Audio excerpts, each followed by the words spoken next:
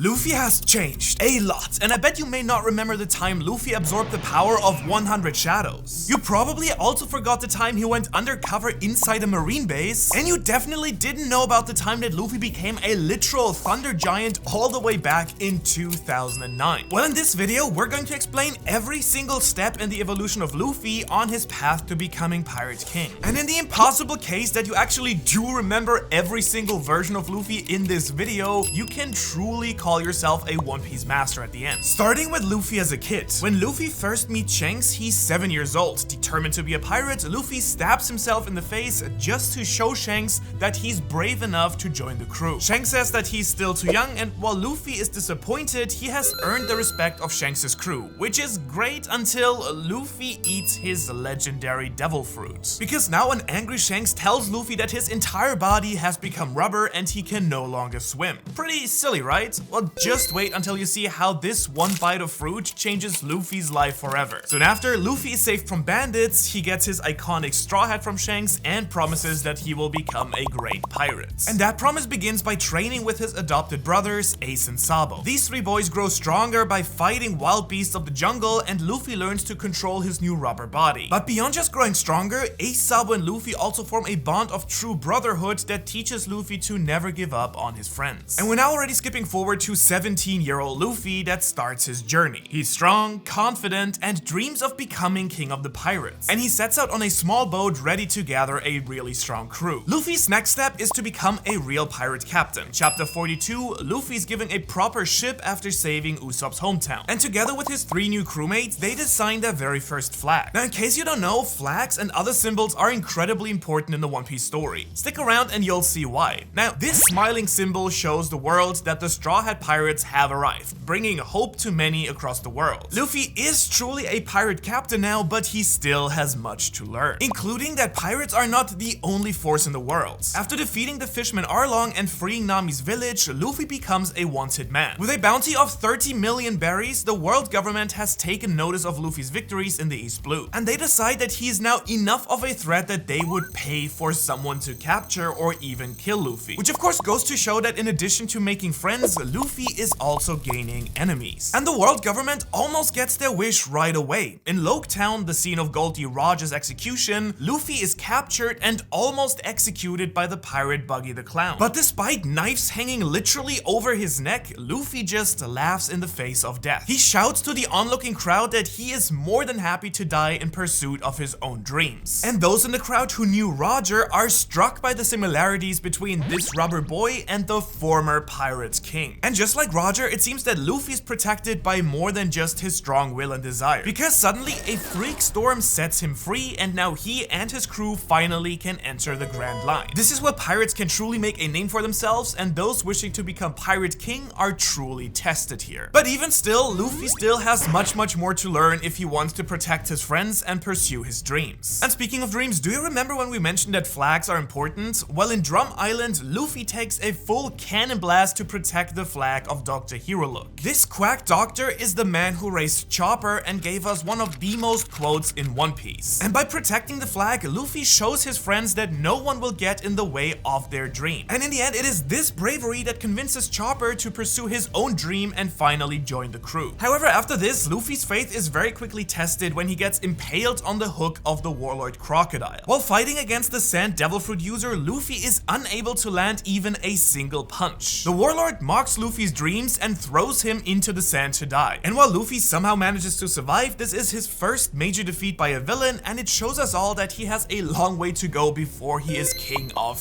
anything. Luckily though, learning is one of Luffy's biggest strengths, especially when it comes to fighting. In the next battle, Luffy uses this ridiculously looking form where he has drunk an absurd amount of water, because you see, Luffy has learned that because each Logia Devil Fruit turns the user into an element, each of them also has a unique natural weakness. And so since Crocodile is made out of sand, getting him wet makes the sand of his body stick together, allowing Luffy to actually land his attacks. And even though Luffy loses this battle again, he eventually manages to defeat Crocodile just a short while later and saves the kingdom of Alabasta. And now, having defeated his first warlord of the sea, Luffy earns his second bounty, with an increase from 30 million to 100 million berries. This shows that the world government views Luffy as a growing growing threat and wants him taken care of. However, as you probably know, bounties are not the only measure of strength here. On the island of Jaya, Luffy, Nami, and Zoro are mocked by the pirate Bellamy, who spills food and drinks over the Straw Hat's head. Bellamy states that pirates' dreams are foolish and that Luffy and his crew should be afraid of him. However, this moment really shows us just how much Luffy has matured since we saw him as a child in chapter 1. Instead of fighting back against pirates who are clearly beneath him, Luffy simply walks away, a striking similarity to Shanks all the way back at the start of the series. But this is the last time that Bellamy takes advantage of Luffy or his friends, because the next time that Luffy sees Bellamy, the pirate has beaten up these guys, and Luffy is out for revenge. Despite Bellamy springing around with the power of his devil fruit, Luffy delivers just one of the most iconic punches in the series, taking out Bellamy with a single hit. And this shows Bellamy not to underestimate the power of dreams or make judgments based on only someone's bounty. And also on Jaya, Luffy's rising bounty has drawn the attention of Blackbeard. Now, these two pirates will be connected throughout the entire story. Eiichiro Oda, the author of One Piece, introduces Blackbeard as Luffy's physical and philosophical opposite. Luffy is small, Blackbeard is big, Luffy is very honest, Blackbeard is very deceptive, and Luffy hates this cherry pie while Blackbeard absolutely loves it. They are the light and the dark of the One Piece worlds. However, they also both believe in the power of dreams. And a little bit later, the Straw Hats actually escape from Blackbeard's attempt to capture them. And while Luffy thinks that Blackbeard is strange, he cannot imagine yet the pain that this man will cause him and the hate that he will later feel towards this man. Now, the only thing we love more about Luffy than his growing strength and fame are the countless times he makes his friends or us viewers laugh. In fact, there are so many instances of Luffy acting comically stupid that it would probably deserve a whole video of its own, but I still want to focus on a few examples here. Just on 𝙻𝚎𝚐𝚗𝚘𝚗, for instance, Luffy makes fun of both Zoro and Sanji as they head towards a deadly trial. He hilariously turns his brain off in order to find Enel, and he throws a massive party with the wild animals of the forest. And by the way, it is this exact scene right here that Oda has stated is one of his top 3 favorite scenes that he has ever drawn. At any time, anywhere in the world, this man can make friends. Partying, laughing, and having fun, he gives hope to those in need and freedom to those who are slaves. And it turns out that this is our first major piece of foreshadowing for Luffy's true powers at the end of this video. And speaking of liberation, 𝙻𝚎𝚐𝚗𝚗 is also the very first time that Luffy fights a so-called god of the One Piece worlds. In this arc, the lightning fruit user Enel has enslaved the citizens of 𝙻𝚎𝚐𝚗. He's about to destroy the land and people before traveling to the moon, but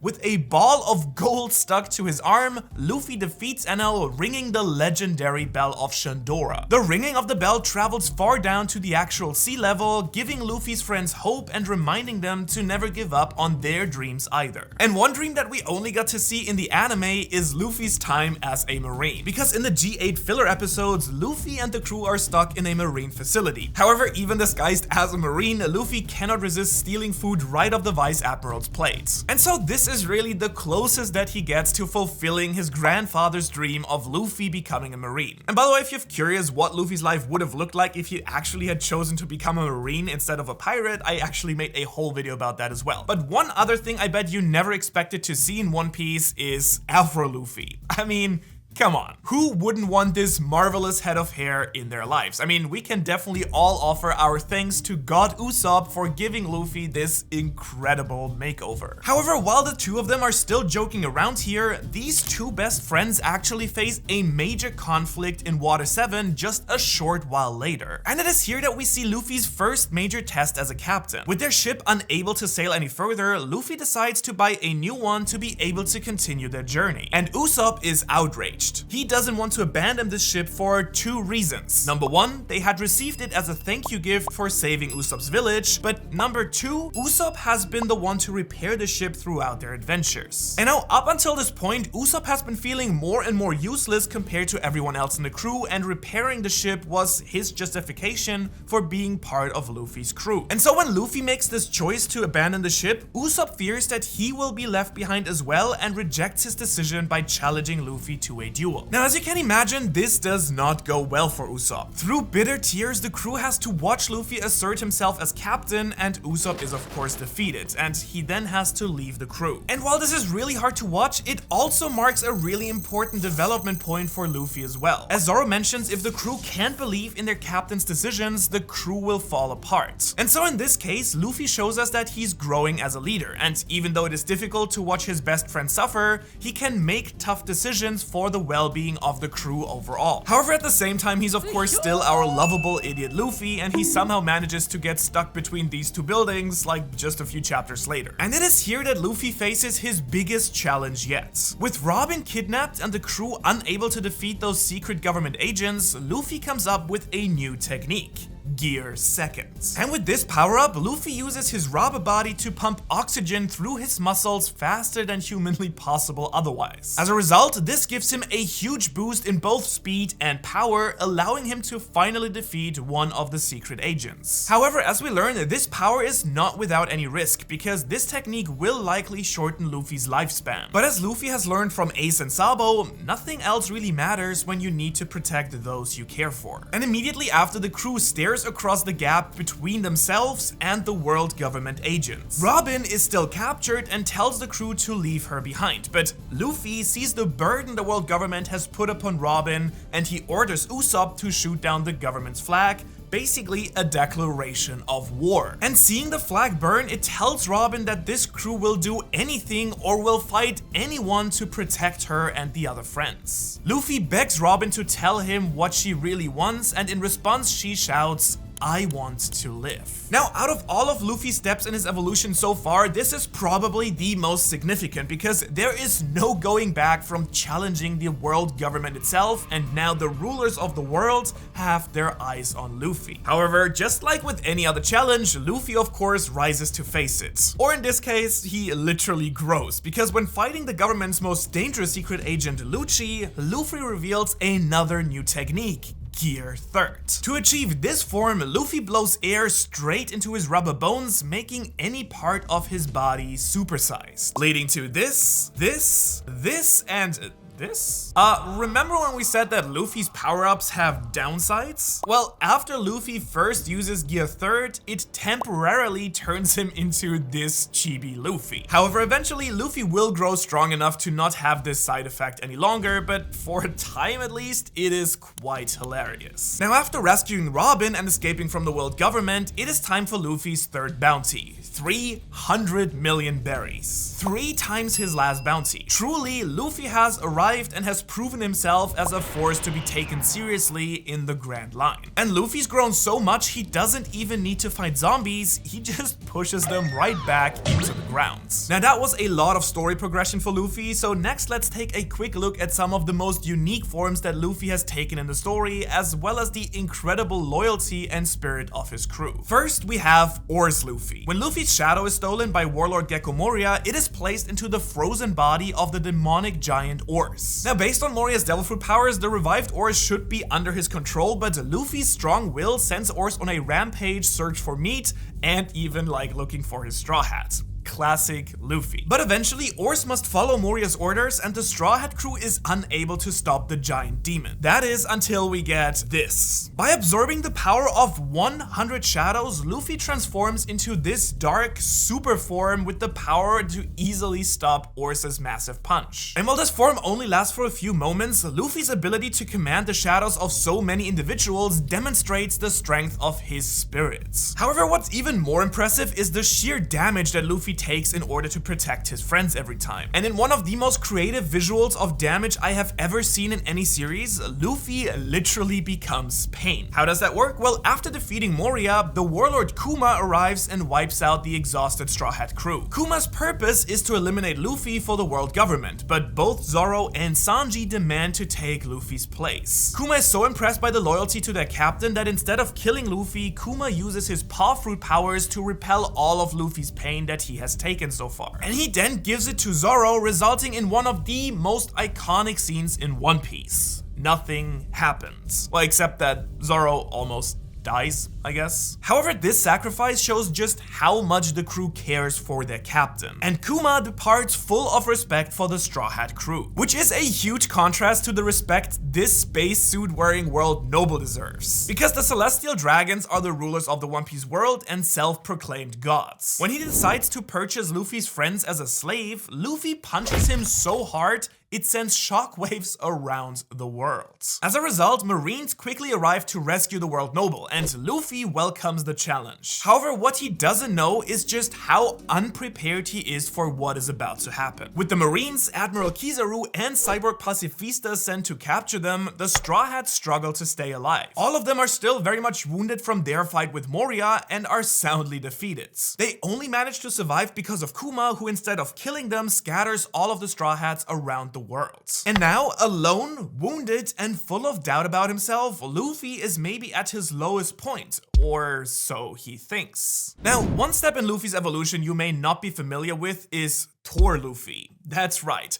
the god of thunder himself. No, not that one. This one. In the movie Strong World, Luffy battles Roger's former rival Shiki. Fighting under a storm cloud, Luffy launches his foot into the storm and brings down an electric strike on Shiki's head, defeating the former Rocks pirate. Alongside Luffy's resistance to lightning, another reoccurring plot point is Luffy's ability to survive poison. And we do see this one emphasized in the underwater government prison, Impel Down, where Luffy is attempting to rescue his captured brother Ace. When Luffy fights against the warden of the jail, he is covered with so much poison, a normal man would have died instantly. However, Luffy survives due to his new friends and his tremendous will to live. And now, we've already discussed that Luffy can be quite dumb sometimes, but we've already seen that his battle intelligence is next level. During the prison escape, Luffy protects his fellow escapees by wearing wax armor to keep back the poisonous warden. And this protection gives them enough time to escape Impel Down, which was previously said to be impossible. Another insult to the world government. However, the government and the Marines would both quickly get their revenge on Luffy. You see, Luffy rushes to save his brother, who is said to be publicly executed in Marineford, the main base of the Marines. And while Luffy is outmatched by the upper class fighters of the Marines, his determination to save his brother earns him the respect of many strong pirates. And that includes the Emperor of the Sea, Whitebeard, who is also trying to rescue his crewmate Ace. However, even their combined attack doesn't stop the Marines from beginning the execution, and it is now that Luffy fully announces himself as a candidate to be Pirate King. Because as the blades come down on Ace's neck, Luffy unleashes his most dominant power yet.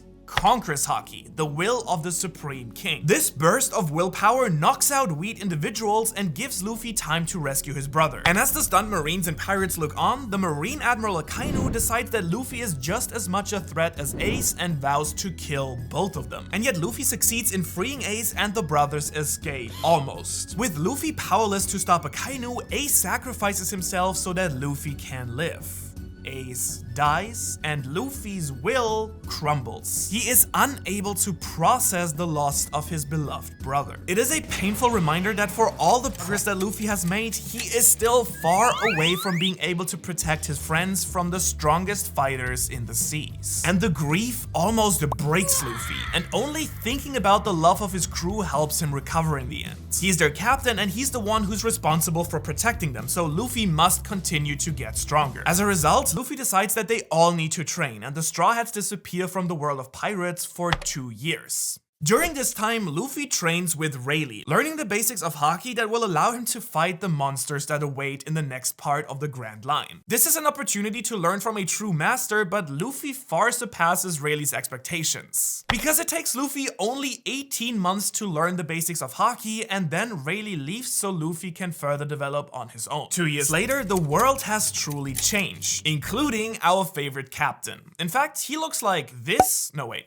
This? No. Okay, this. Alright, seriously though. Luffy returns to Sabaody where his crew is waiting for him. He's stronger, full of confidence, and ready to continue his journey. However, the Marines are also waiting. And faced with the same enemies from 2 years ago, Luffy shows exactly why he has earned his new 400 million berry bounty by easily defeating the Cyborg Pacifistas that nearly killed his entire crew 2 years ago. It is a giant leap forward, and speaking of giants, Luffy becomes one in his his anime fight with former Marine Shuzo. While this time he needed size-shifting Lily's assistance to become a giant, it won't be the last time that we see a giant Straw Hat captain before the end of this video. Luffy continues to show off his new powers in Fishman Island. Surrounded by 100,000 enemy fishmen, Luffy knocks out 50,000 of them with a single burst of Conqueror's haki. He's one of only a few characters in the entire series who is able to actually use that ability. And another new power is the special move Red Hawk. When fighting the Fishman villain Hody Jones, Luffy ignites his arm, finishing the fight with a fiery punch which he created in memory of his fallen brother Fire Fist Ace. Most importantly, it's a sign that he has finally made peace with his brother's death, and while it doesn't make any sense why a rubber person should be able to conjure up fire powers, it all makes sense when Luffy's true abilities are finally revealed hundreds of chapters later. And speaking of power-ups, Luffy's ultimate transformation is of course this: Centaur Luffy. No other explanation needed. And now that Luffy has announced himself back on the stage, he enters the realms of pirate politics for the very first time. On Punk Hazard, Luffy and the warlord Trafalgar Law form an alliance to take down Emperor of the Sea Kaido, the strongest creature alive. And this marks another super important step for Luffy. Even though Robin warns that pirate alliances end in betrayal usually, Luffy chooses to trust Law as they both seek to rise to the top of the One Piece world. However, realistically, at their current power levels, neither would have even the slightest chance against Kaido yet.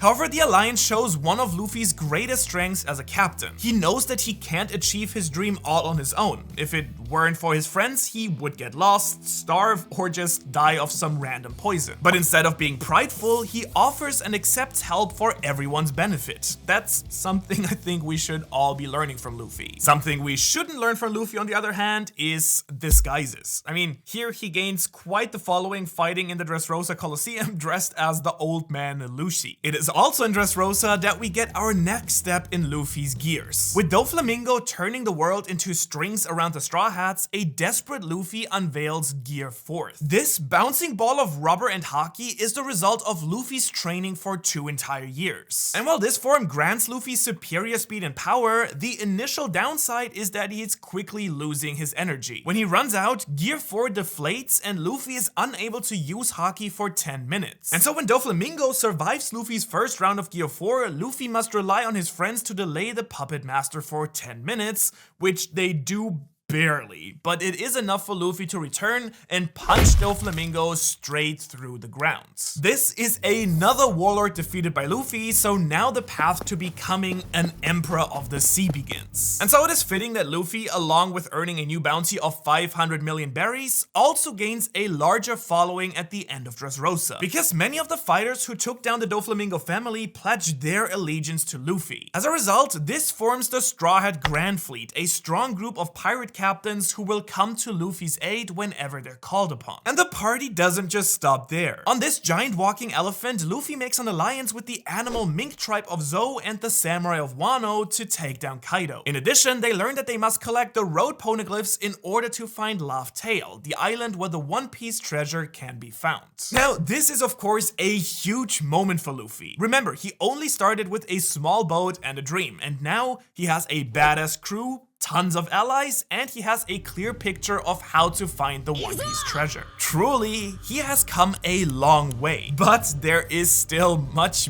further to go, as you know. Now, when training with Rayleigh during the time skip, Luffy was told that haki blooms mostly during battle. And we can see this when Luffy goes to the territory of Big Mom, another Emperor of the Sea. When fighting one of Big Mom's commanders, Luffy uses Tankman, a buffed up Zumo version of Gear 4th. This form allows him to defeat the commander and start his march towards rescuing Sanji from Big Mom. And to do this, Luffy makes another agreement with another pirate, Capone Gang Beish. In this meeting, the two captains plot a way to take down Big Mom, and we get the most dapped up version of Luffy to date. Pretty clean in my opinion, I think. And while we don't get a full-blown fight between Big Mom and Luffy quite yet, Luffy fights 4 hours with Big Mom's strongest son, Charlotte Katakuri. And it is during this fight that Luffy learns his first form of advanced haki, Future Sight. When fully focusing, both Luffy and Katakuri can see moments into the future. And as their fight drags on, Luffy also unveils a new form, Snake Man. This form emphasizes speed.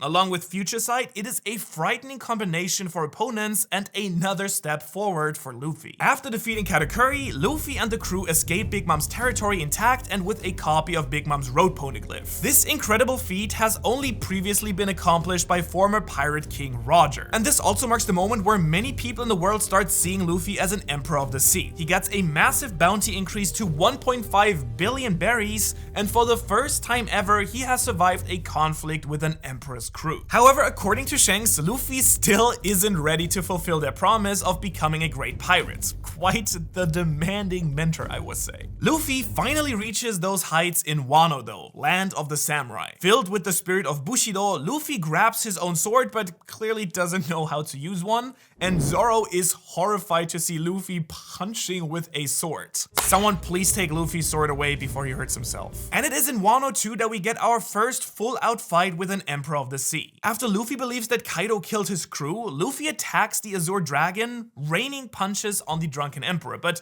he doesn't even leave so much as a scratch here. When Kaido starts fighting seriously, Luffy is taken out in a single hit, leading to his imprisonment and training arc for prisoner Luffy. And just like Luffy learned advanced observation haki fighting Katakuri, in the Wano prison, Luffy learns about advanced armament haki, also known as Ryo. This technique allows Luffy to extend his haki coating into another object, destroying it from the inside. And so with weeks and months of practice, he masters Ryo and believes that he has now what it takes to fight toe-to-toe with Kaido. Which leads us to the raid on Kaido's castle, where on top of the Skull Dome, Luffy confronts the newly allied Kaido and Big Mom. And here we can see our fully fledged captain squaring off with confidence against the strongest fighters in the One Piece world. He is now truly fighting the gods of One Piece. And Luffy starts the battle walking calmly between them to help his fallen friend in maybe the best moment of the entire show. Wow, like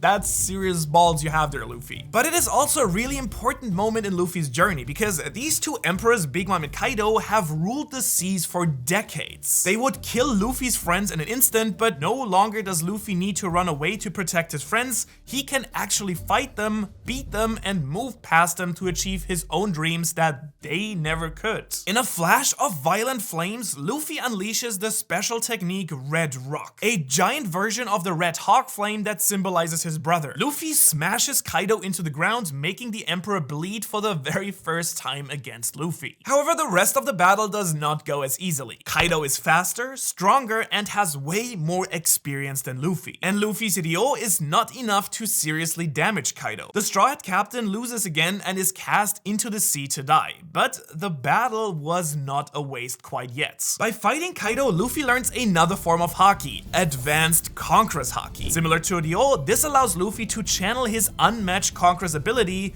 into his fists and his feet. Luffy climbs back up to the top of the Skull Dome and confronts Kaido once more. And this is where things get a little bit silly. Even with all of Luffy's progress, all of his gears and advanced haki, Kaido is still one step above him. That is, until Gear 5, or as we learn, the true form of Luffy's devil fruit, the Sun God Nika. And this, let me tell you, was a twist that no one saw coming. In this form, Luffy turns completely white and cannot stop laughing. He becomes a true representation of freedom, allowing Luffy to fully unleash the most incredible power in the world, his imagination. Nicknamed the Toon Force by One Piece fans, Luffy turns the fight into a cartoon. He catches and throws lightning, punches straight through the Emperor, and even turns Dragon Kaido into a jump rope. This fight has become true insanity. The warrior of liberation has awoken. However, as with all of of Luffy's gears, there is a downside to this as well. We can see during the fight that Luffy's lifespan is dwindling. He repeatedly turns into this wrinkly old man form and seems exhausted by his wild transformation. However, even the loss of lifespan doesn't stop our captain. In one last attack, Luffy rises into the clouds. Kaido hovers below him as a flaming destructive force of nature. And the situation really seems hopeless, but as with many of Luffy's fights, the answer is simply to punch harder. And that's what Luffy does. He comes out of the clouds with an enormous fist as big as an island, and he smashes Kaido all the way through Wano into the volcanic lava below the island. And with Big Mom defeated by other members of the Alliance, the Straw Hats are victorious, and days later, Luffy is officially crowned an Emperor of the Sea with a new crazy bounty of 3 billion berries to back it up. And who knows what crazy new forms we will see Luffy take before he finally finds the One Piece. However, there's a really good chance that Luffy's final bounty at the end of the story will not only surpass that of the former Pirate King, but even exceed the crazy amount of 10 billion berries. If you want to find out more, make sure to watch that video right here. Thanks for watching.